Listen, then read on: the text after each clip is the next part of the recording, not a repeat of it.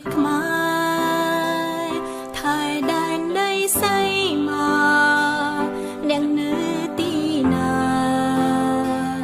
ឥតប្រែជាតិខ្មែរវប្បធម៌ចំណងជាតិសង្ឃ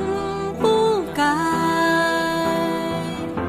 យើងត្រូវខំថែឲ្យបានធិនទេ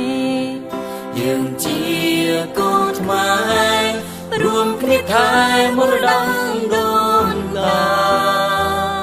ជាតិយើងថ្លៃថ្លាដោយសារយើងចេះសាមគ្គីគ្នាព្រួនដៃគ្នាឡើងមិនអើយក៏សង្ជាតិអភិវឌ្ឍក្រុមគ្រាព្រោះយើងគ្រប់គ្នា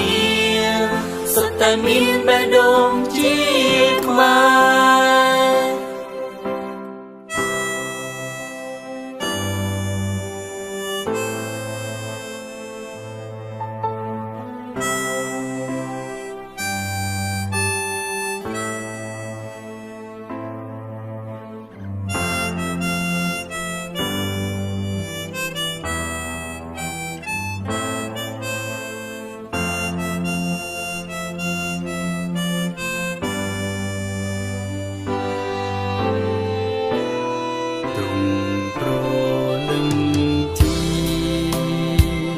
សន្ធឹងលើវេហា